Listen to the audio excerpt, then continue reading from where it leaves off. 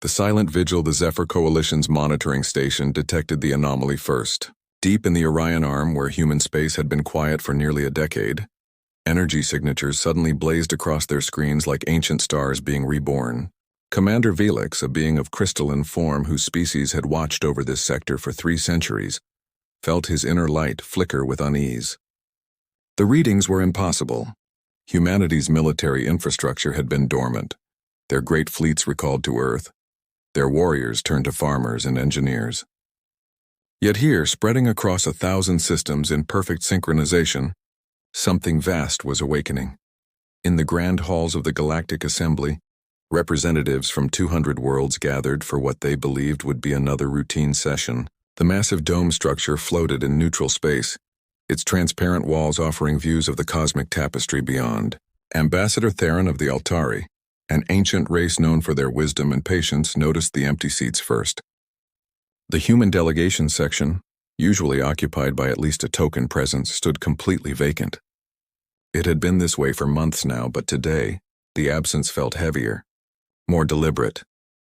The Assembly's speaker, a towering figure from the Korvax hegemony, called the session to order with the traditional harmonic resonance. But before the first agenda item could be addressed, urgent transmissions flooded the communication channels. Border stations reported human vessels moving in formations not seen since the Great Reconciliation War, 500 years ago. Trade routes that had been managed by human merchants for generations suddenly emptied as every human ship received recall orders and turned toward Earth. Theron stood, his forearms spreading in a gesture that commanded attention. His voice, melodious yet firm, carried across the chamber. "The humans are not abandoning us," he said, though even he seemed uncertain. "They are preparing for something. But what could require such complete withdrawal? What threat have they seen that we have not?" Murmurs rippled through the assembly like waves on an alien shore. Some representatives scoffed, dismissing human paranoia. Others, particularly those whose species had fought alongside humanity in past conflicts, remained silent, their various forms of expression showing deep concern. It was then that the forgotten archives activated. Deep within the Assembly's data vaults, documents sealed for 5 centuries suddenly unlocked themselves. The Sentinel Accord, written in the aftermath of humanity's first great victory, appeared on every screen simultaneously. The words translated into every known language were simple yet profound. "When the darkness returns from beyond the edge, when all light seems lost, humanity shall stand as the final shield. This oath we swear upon the graves of our fallen, upon the hopes of our children, upon the very stars that gave us life." Nobody had thought much of it at the time. The enemy referenced in the accord had been defeated, scattered to the cosmic winds. The galaxy had moved on, evolved, found peace. But humans, it seemed, had never forgotten. They had been watching, waiting, preparing for a return that others had dismissed as impossible. Ambassador Theron's aide, a young Altari whose scales still shimmered with the blue of inexperience, suddenly gasped. "Sir, priority transmission from Admiral Sarah Chen of the Earth Defense Command. It's addressed to the entire assembly." The main viewing screen flickered to life, and there she stood. Admiral Chen, her hair now silver where it had once been black, her eyes carrying the weight of knowledge that the galaxy had chosen to forget.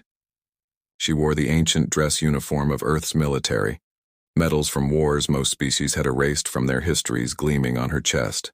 Behind her, visible through the bridge windows, ships larger than any the current generation had seen moved in perfect formation. These were not the sleek, efficient vessels of modern times.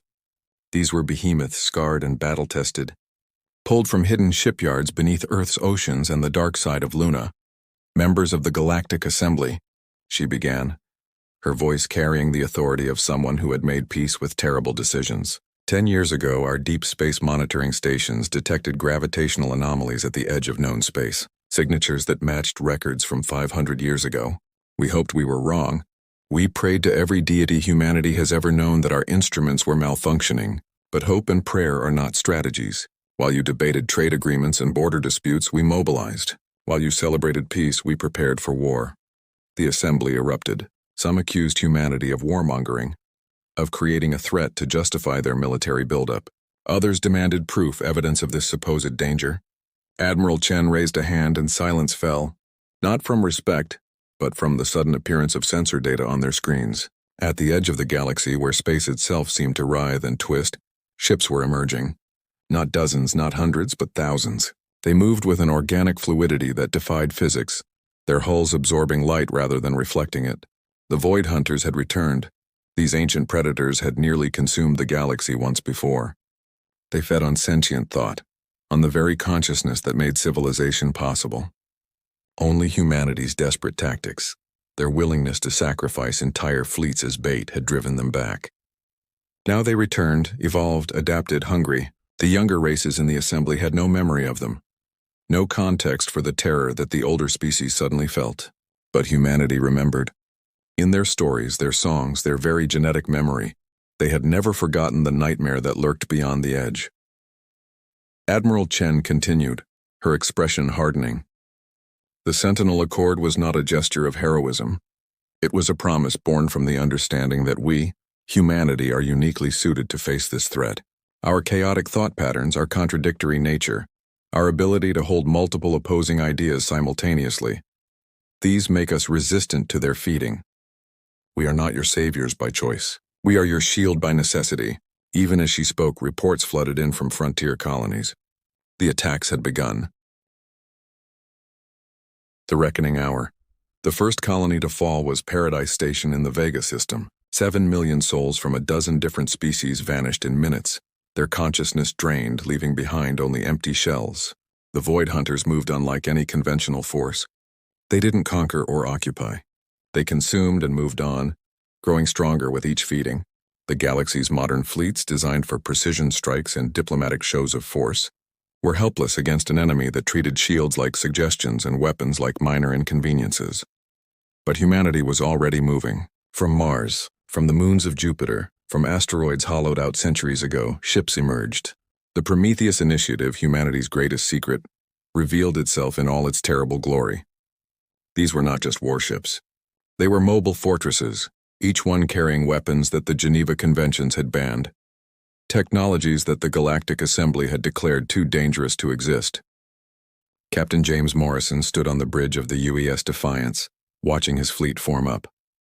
Unlike the clean, sterile bridges of modern vessels, his command center was cramped, utilitarian, every surface covered with manual overrides and analog backups.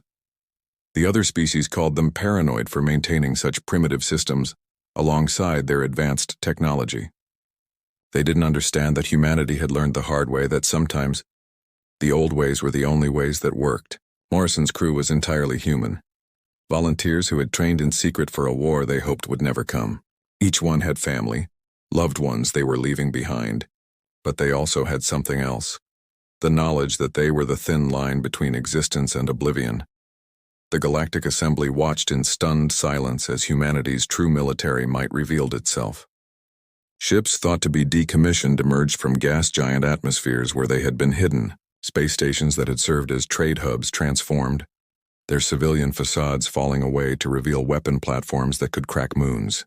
The peaceful facade humanity had maintained for centuries crumbled, showing the warrior species that had never truly put down their swords. They had simply hidden them, waiting for the day they would be needed again. At Kepler Station, the first real engagement took place. 30 Void Hunter vessels, each one capable of draining a planet, met humanity's vanguard. The battle was not fought with energy beams and missiles alone. Humanity deployed weapons that attacked on levels the galaxy had forgotten existed. Psychic dampeners that created null zones where thought itself struggled to exist. Probability disruptors that made cause and effect uncertain. Weapons that didn't destroy matter, but rewrote the fundamental information that defined it.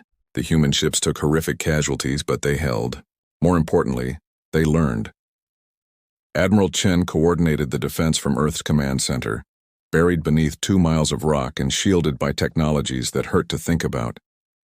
She watched as her people died, as ships with crews she had trained personally were torn apart, but she also watched as they adapted, as they found weaknesses in an enemy that had seemed invincible.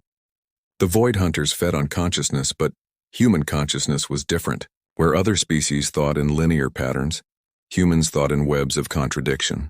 Where others sought harmony, humans thrived in chaos. The revelation came from an unlikely source. Private Marcus Webb, a communications specialist aboard the UES Resilience, noticed something during a boarding action.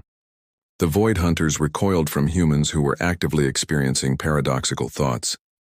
Those who held firm beliefs while simultaneously doubting them, who felt hope and despair in equal measure, who loved and hated simultaneously. These humans were poison to the creatures. It wasn't a weakness that could be exploited by other species. Only humanity's contradictory nature, their ability to believe 6 impossible things before breakfast, made them immune. The strategy that emerged was insane by any rational measure. Human crews began deliberately inducing states of cognitive dissonance in themselves. They used meditation techniques that would have driven other species mad, embracing paradoxes that should have been impossible to hold. Ships were crewed by volunteers who scored highest on psychological contradiction indices. The galaxy watched in horror and awe as humanity weaponized their own instability, turning what others saw as their greatest weakness into their ultimate strength. The final battle took place at the boundary between known space and the void. The Void Hunters had massed their entire force, thousands of vessels ready to sweep through the galaxy in an unstoppable wave. Against them stood humanity's assembled fleet, 300 ships that looked ancient compared to the sleek vessels of other species. But these ships carried humanity's greatest weapon, humans themselves. Every crew member was a living paradox, a biological impossibility that the Void Hunters couldn't comprehend, couldn't consume, couldn't defeat. Captain Morrison gave the order that would echo through history. All vessels execute protocol paradox, embrace the contradiction, become the impossible. What followed defied every law of physics and psychology that the galaxy understood. Human ships didn't just fight. They existed in states of simultaneous victory and defeat, presence and absence, life and death. The Void Hunters, creatures that fed on the certainty of consciousness, found themselves facing an enemy that existed in permanent uncertainty. The battle lasted 17 hours by standard time. Though humans experienced it as both instantaneous and eternal, ships phased in and out of existence. Weapons fired before they were armed, shields failed and succeeded simultaneously. Reality itself seemed to buckle under the strain of humanity's controlled chaos. When it ended, the Void Hunter fleet was not destroyed, it simply ceased. They had retreated back beyond the edge, unable to comprehend or consume a species that defied the very nature of thought itself. Admiral Chen's final transmission to the Galactic Assembly was brief. The oath is fulfilled. The darkness has been held at bay. But know this, we remain vigilant. We will always remain vigilant. For we are humanity and we remember what others choose to forget. The galaxy had been saved, but at a cost. 3/4 of humanity's hidden fleet was gone. 50,000 souls sacrificed to hold the line. But they had won, not through superior technology or numbers, but through the simple fact that humans were too contradictory, too chaotic, too impossibly complex for an enemy that fed on ordered thought. In the aftermath, as the galaxy struggled to process what had happened, Ambassador Terrans spoke for many. We called them primitive for maintaining old weapons. We called them paranoid for seeing threats in empty space. We called them unstable for their contradictory nature. But perhaps in a universe full of impossible horrors, we need an impossible species to stand guard. Perhaps we need humanity not despite their chaos, but because of it. The humans returned to their worlds, their fleets once again hidden, their weapons once again sealed. But the galaxy knew now. Knew that beneath humanity's peaceful exterior, warriors waited. And in the darkness beyond the edge, where thought itself feared to venture, the Void Hunters nursed their wounds and pondered a terrifying truth. They had fed on 1,000 species, consumed countless civilizations, but humans? Humans were inedible. Humans were poison. Humans were the antibody the universe had created to stop them. And as long as humanity stood watch, the darkness would remain at bay. The oath had been honored. The galaxy had paid attention. And in the end, that attention had saved them all.